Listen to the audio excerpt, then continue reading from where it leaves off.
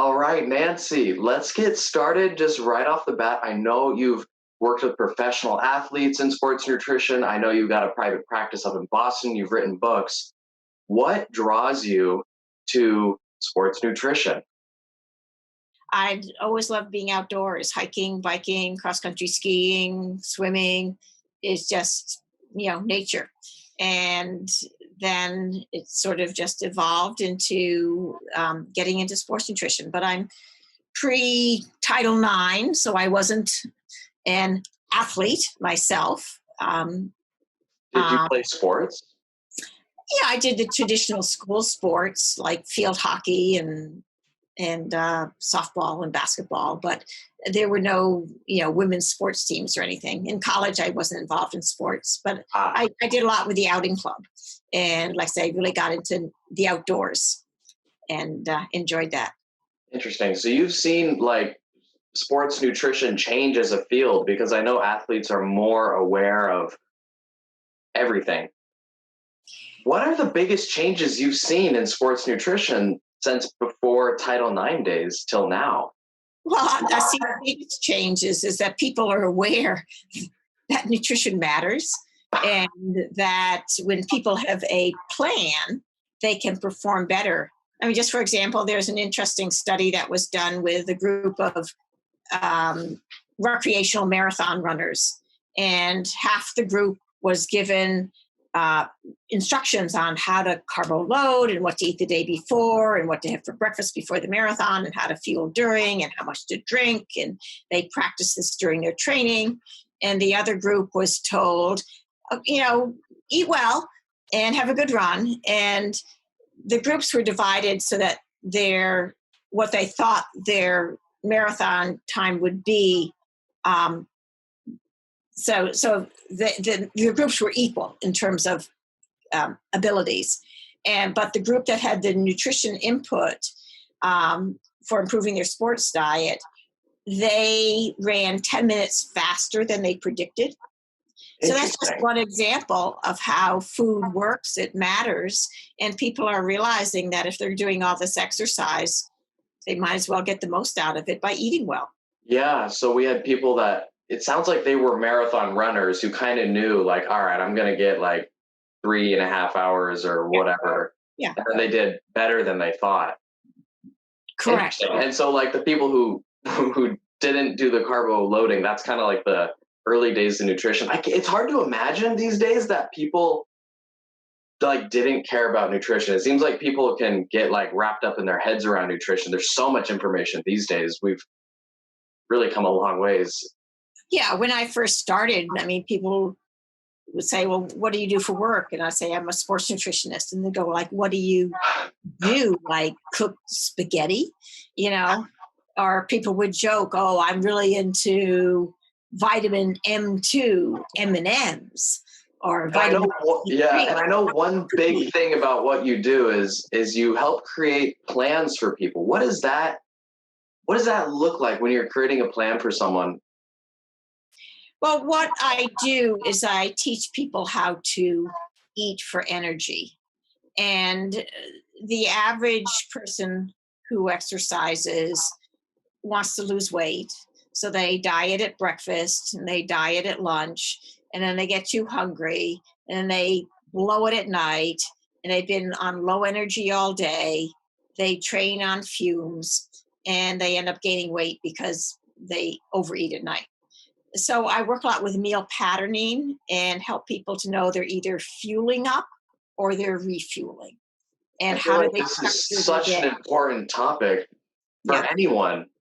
Mhm. Like, even if you're not a super competitive athlete, for anyone who is trying to lose weight and they're going through that fatigue, whether it's just like fatigue from not eating right or just they're exercising and they're kind of their mindset's off a little bit. How do you start eating for energy and recognizing your meal patterns? Well, you want to fuel during the active part of your day. So if you run in the morning, you want to have part of your breakfast before you run, part of it afterwards.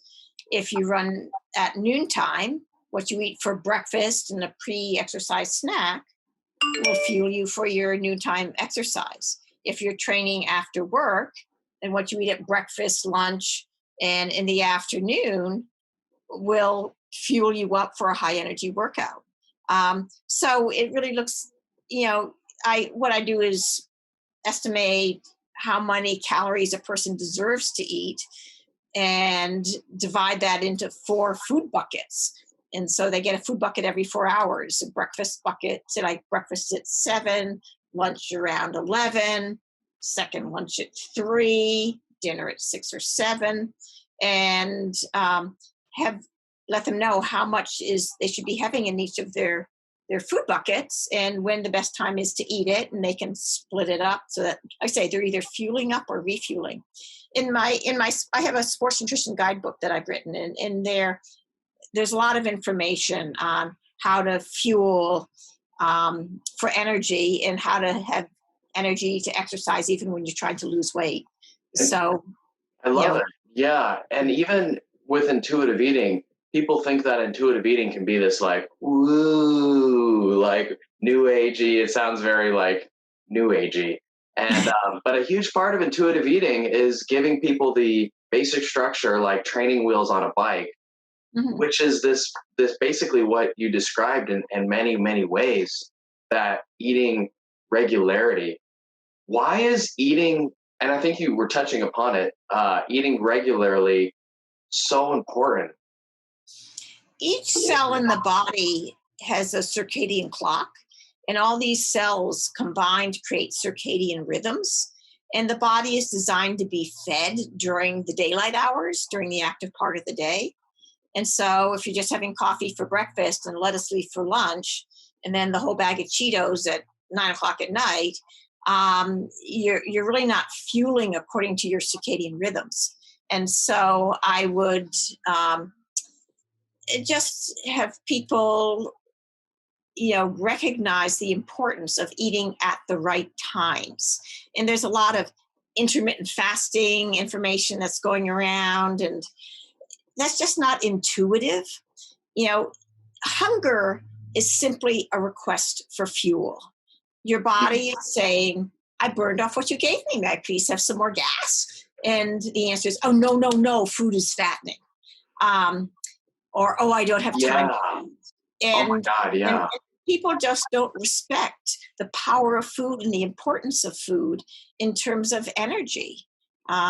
Absolutely. It's like people think they can just willpower it without the proper amounts of energy, and they might be not listening to their hunger cues. So you're saying, I love what you said, your body's designed. Like there's something that's just wired DNA, however we are, we're wired for hunger, and hunger is a sign for fuel. Your body needs fuel. Yeah, hunger like live. Do you see athletes who disregard their hunger because like they're, whether like when I wrestled, of course we disregarded our hunger. Like it was like, well, duh. Like, do you see a lot of other athletes who disregard their hunger? Oh, they do all the time. It's like, oh, I don't want to eat because I'm going to be running and I want to exercise with an empty stomach, so I get intestinal problems. Or, oh, I ran at lunchtime, so I didn't have time to eat lunch. Or I'm losing weight. And so, weight is a very, very big issue for most, sports active people. And there are a lot of athletes in weight classes, like you said, wrestling, but there's lightweight rowing, there's dancing, there's gymnastics, there's figure skating, there's all sorts of sports where weight is a big issue. Yeah, those ones, wrestling, gymnastics, and what was the other one? Ice skating and figure skating, you said, and yeah, those are pretty prone to eating disorders. Definitely. Yeah. And some of that is because they think, oh, the lighter, the better. And if they just, live on air, then they'll be a better athlete. And it's like, no, the best athletes are the best fueled athletes, not the lightest athletes. Interesting. Yeah. I love that I was just going to ask, like, how do you start to talk to someone? Like if you're a listener and you're exercising a lot and you're feeling fatigued, like, and you know something's wrong, here's a mindset shift that seems like Nancy talks with her professional athletes. You're talking about uh, fuel for performance. The best athletes are they're performing better, and I think that's true for any like life. Like you're going to perform better if you're fueled right. Like okay, yeah, I hear it. That's the mindset you're talking about, right? Yeah, but unfortunately, in our culture, I mean, I know that food is fuel, but for so many other people, food is fattening. And Yeah, they spend all this time trying not to eat. yeah. And it's like, no, no, no, you're supposed to eat. You know, dogs eat, cats eat, birds eat, Oh, humans, they eat too. They're supposed to eat. And it's not bad or wrong to eat. Um, but in yeah. our There society, can be this belief that yeah, food is fattening, yeah. and I love those analogies that animals eat regularly. How else do you help people kind of shift their mentality around like seeing food as fuel, food is necessary, eating food is good, and it's not just all fattening? Like that's such a deep conversation. These beliefs get rooted in people. Like I'm so curious, like how well, you help people shift. Think about that. well, a lot of the negative beliefs about food being fattening is because we live in a weight obsessed society that doesn't account that people come in different sizes and shapes. So inevitably, the people that I work with, um, they say, "Oh, if I could just lose 5 or 10 pounds, you know, I'd be that much lighter. I could bike up the hills faster, or whatever." But I'll ask them, "How do you look compared to others in your genetic family?" And they'll say, "Oh, I'm leaner than they are." Or, "Oh, I don't want to look like they do." And yet the apple doesn't fall too far from the tree. You know, they say, "Oh, I want to look like a runner. I want to look like a dancer." Well, what does a runner look like? You know, what does a dog look like? You know, in the dog kingdom, there are St. Bernards and greyhounds and Labradors and poodles and beagles and chihuahuas. Like, what does a dog look like? And, you know, the St. Bernard, is the St. Bernard fat? It's like, I don't think so. I think the St. Bernard's a St. Bernard and it's strong and powerful. And if you take that St. Bernard and you diet him down, he won't become a greyhound. He'll just be a very miserable St. Bernard. Mm. So we have to acknowledge that people do come in different sizes and shapes. And even if a person lives in a larger body, they still deserve to eat because food Yeah, is fuel. it's And so true. Like the different animals, like we don't think of animals as fat. Like we just see different types of animals without any judgment. yeah, yeah. Like I say, the St. Bernard is not a Chihuahua. It never will be. And it doesn't even want to be because animals don't live in a weight obsessed society. Yeah, it's almost like people we have these blinders or lenses that we just want to be the golden retriever or whatever. We just want to be like one type of dog, and like that's not there's many different types of dogs. We all love different dogs. Like all dogs are, created equal or whatever. That's right. They're all cute. They're all good. They're all like, and if there was just all one type, that'd be boring. Yeah. And the same is true in the animal kingdom. Like I say, we come in different sizes and shapes and to accept it. And athletes come in different sizes and shapes. I mean, you look at runners and I mean, there's just a whole variety of sizes and shapes. And it's not the lighter, the better. It's It's interesting because when you said runners, yeah. like because I'm a part of this culture too, my mind immediately went to someone like really skinny. Like that's the image in my mind. And I think like we have these gut reactions to think a certain way, to look a certain way. And Mhm, it's just funny that how deeply these notions get ingrained in us. Like mhm. right now, they just popped up in my mind, like, oh, runners are skinny. And then on second thought, it was like, okay, yeah, you're right. There's just like there are different dogs, there's runners, of course. Like, duh, like not everyone who runs is skinny or needs to be skinny. Yeah, but I mean, social media, advertising, it all links into that. And the fitness industry is a huge industry. The weight loss industry is a huge industry. And they're all marketing this certain body type that when you go to the mall, that's not who you see. Not that we're going to mall these days, but True. No, yeah. What do you think about okay, here's the question.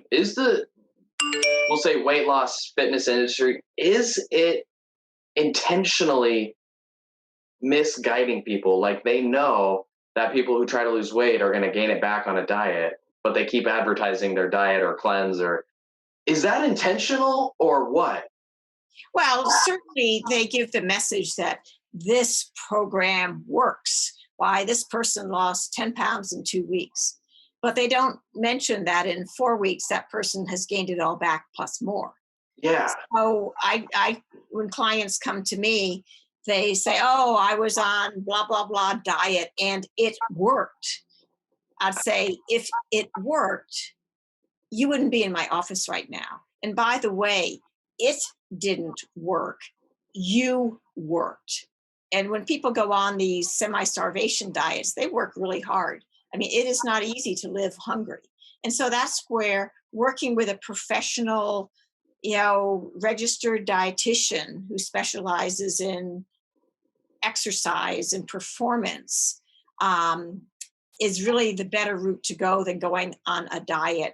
But I teach people how to eat, how to manage food, how to lose weight and have energy to exercise. And and I say all of this is covered in my sports nutrition guidebook. I love what you're talking about too. I love what you're talking about. It's so important that our body gets adequate fuel. And you're really aware, I feel, that of how people really resist these ideas. You've brought up the dog analogy. You've brought up like some other ways. I just feel like you're really aware of how people hold on to this notion that eating enough is bad. Like eating is, you can easily eat too much and get fat. Um, Yeah, and then they blame sugar as the problem. They go, "Oh, I'm just addicted to sugar. That's my downfall." Well, what they often don't realize is that sugar cravings is the symptom, and the problem is they got too hungry.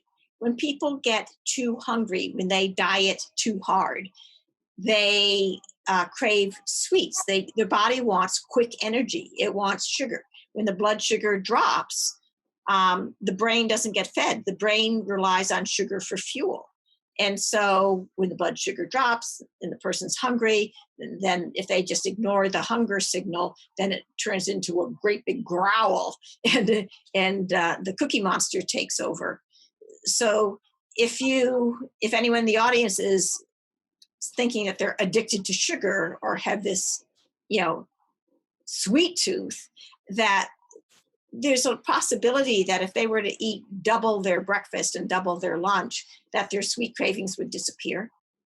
And I've had many a client who's been willing to do that experiment, and they discover that, oh, maybe I'm not addicted to cookies after all. Just a minute, let me just. yes, I love what you're saying. I love what you're saying. Like when people are mistakenly, misguidedly, they're not eating enough. They think food is bad, so they're letting themselves go hungry. Then the Cookie Monster comes out, and that was because that was interesting to me. That so your brain runs on sugar and blood sugar, and when your blood sugar goes low, what happens when your blood sugar goes low? Like there's something in the brain that like switches on. The Cookie Monster comes on. Like what's up with that in blood sugar? Like what's that relationship? Well, it just, your brain needs fuel. And when it doesn't get it, it starts complaining. So first you start thinking about food. If you're just thinking about food, that's a sign that you're hungry. And then your stomach starts to growl and you're starving. And then, like say, the animal in people comes out that they just need to eat a lot and just whatever they can find. And they're craving quick energy and concentrated calories. So talk about sugar and fat, ice cream, cookies, Yeah, and what most people, I love what you said earlier too. Like this conversation is making me so happy that you're talking about this. The fact that you said if people ate double their breakfast and lunch, like it's almost like they eat a lot less overall, or like they feel so much better throughout the day. Like, yeah, like I love that you said eat double and like the cravings will go away. Yeah. And that people have to be willing to experiment. I mean, I talked to someone who said, Nancy, he lost weight really easily. And he said, all I did is I started having my dinner for breakfast and my breakfast for dinner. And he said the pounds just melted right away. Because he started off the day with a big meal, and then he had fuel throughout the day, and so he never got to that low state where the cookie monster came out. And precisely. Yeah. And then so one of the big challenges is starting to reconnect with hunger, like noticing when your brain is low on blood sugar. You said that your belly's going to start to growl, but I feel like there can be people out there who they've been running for so long and at a depleted state, like fatigue and dieting, it's become their norm. It's like they're always hungry. And so they're just have a hard time, like, and it's like they're kind of blind or they're desensitized to their hunger. What about that type of person? Well, when you disregard your hunger signals, you can easily become disconnected and discombobulated. So you want to trust your body, and the body is the best calorie counter. And if you are hungry all the time, that's because you are hungry all the time. It's like, do something about it. I mean, instead of saying, oh, it's 10 o'clock and I'm hungry, but I can't eat till noon. I mean, that's ridiculous. If it's 10 in the morning and you got to pee, say, oh, can't pee until noon. It's like, no, but eating is physiological. It's a physiological need. And so people eat, pee, breathe, sleep. And when you're hungry, you want to honor that request. And it doesn't mean that, oh, no, I'm going to eat and get fat. It just, no, I'm going to eat and have some more fuel and be more productive and have energy and feel better and be less irritable. Yeah, totally. I like that analogy. We go to the bathroom, we go to sleep, like these are activities that we just do. Yeah. Eating is one of them. You don't think twice about, oh, do I pee? Don't I pee? Yeah. Should I pee less today, or should I poop less today? For someone who is like really discombobulated, is there some element where they just need to get on those rhythms? Like they're really discombobulated, and when they first get on that meal plan, their hormones are out of whack. Like they're just like, okay, I'm not. They're just out of whack. They're dysregulated. I feel like it can be important for that type of person, and I want to get your opinions on this, to trust the meal plan, to trust eat at 8, and not specifically at 8. Like this is not like a rigid, you gotta eat at 8 or you messed up, but like 8ish. Like trust that if you're dysregulated, trust that you can trust the meal plan. Trust that as you follow the meal plan, a week, 2 week, 3 weeks, 4 weeks, follow the meal plan, get enough fuel during your meals, and your body is going to start to trust the meal plan. So you're nodding your head yes. What's your, like, yeah, that seems to be true for your clients as well, some of them. Yeah, and you have to trust that when you eat appropriately and you're appropriately active, your weight will gravitate to an appropriate weight. But if you eat inappropriately, either starving or stuffing, and you're very sedentary, your weight will not be appropriate. But your body's going to do what your body's going to do. You are born with a genetic blueprint. And like you say, you want to trust that when you eat on a regular schedule and honor hunger, that your body will gravitate to a place that it's supposed to be at. Yeah. And if hunger is not in your hunger cycles will get better too. Like you'll start getting hungry at the right times, and Mhm. you'll just be normal. Like it's normal to eat 3, 4, 5 times a day or whatever, and so let's talk about what you eat. You're talking about fueling for energy. And what's a typical breakfast? Just, Well, I see what eating are as some as principles? a Yeah, yeah. Okay. timeline. So eating's a timeline, and you need to be eating at least every 4 hours. So you got a food bucket, and like I say, on my schedule, breakfast around 7, lunch around 11. Second lunch, change that word snack to second lunch and make it heartier and also enough so that it kills your appetite for the rest of the day. Second lunch at 3, dinner at 6 or 7 or whatever. And then in each food bucket, you want at least 3, if not 4 different kinds of foods. You want some sort of protein to build and repair your muscle. You want some sort of grain to fuel your muscle. You want some sort of fruit, veg for vitamins and minerals, and some sort of calcium rich food for your bones. So if you have oatmeal for breakfast, you need oatmeal plus cook it in milk, plus add a spoonful of peanut butter and a banana. And then you end up with a breakfast that is a well balanced sports diet. Love it. At lunch you just have a salad. You need salad plus, some chicken, plus, you can have some sweet potato in it, or you could count beans as a grain, as a starch, and put some shredded cheese in it. Then Mm, you've got 4 out of the 4 kinds of foods. mm. So people these days just need help learning how to eat. Can you keep going through the rest of the Um, snacks? Can you go through the snack and so second lunch, what's yeah, yeah, yummy? second lunch. That's great. I like that. Yeah. Yeah, my favorite second lunch is graham crackers with peanut butter, and you could have a decaf latte with that, and you are fed. And that just ruins your appetite, so that at nighttime you're hungry, but you're not starving. And so instead of eating the whole thing of guac and chips before dinner, you had that earlier in the form of, a second lunch, or that bowl of ice cream that you have after dinner. You won't be hungry for that because you ate those calories earlier in the form of a second lunch. Yeah, and like So, yeah, yeah, and so many people like it's once the yeah, yeah, and let's do dinner too, and then I'll try to tail back to a comment. But yeah, what's yeah, dinner? and dinner. Dinner could be typical dinner that people have is like salmon and broccoli. Well, that's only 2 kinds of foods. You want at least 3 kinds of foods. So salmon and quinoa and broccoli. But grains, they're fattening. And it's like, no, carbohydrates, any starches, sugars are not fattening. Excess calories at the end of the day are fattening, like a bowl of ice cream. That's what's fattening if it's excess calories. Yeah.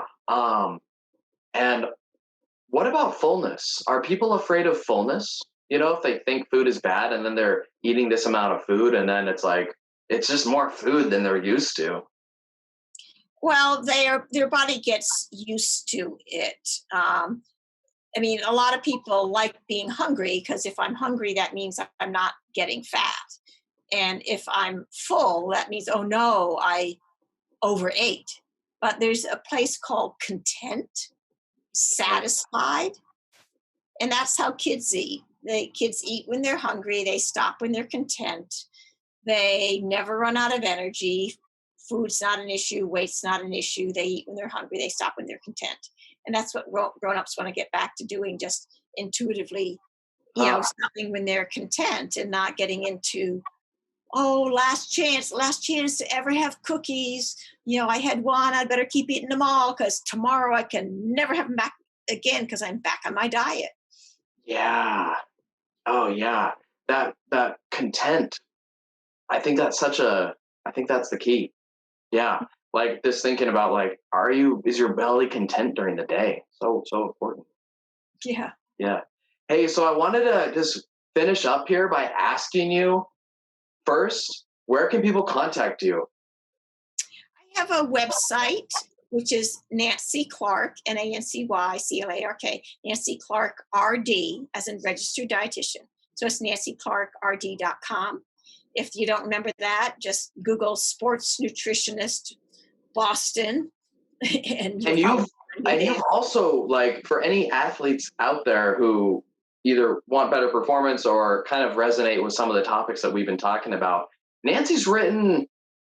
You wrote, I know for sure, cycling. Like, you wrote a book about cycling, right? And you had a few other books that were athlete specific. It was cycling, and what were the other ones? I have a food guide for cyclists, food guide for soccer, food guide for marathon runners. But really, my latest book and the most comprehensive it's called Nancy Clark's Sports Nutrition Guidebook.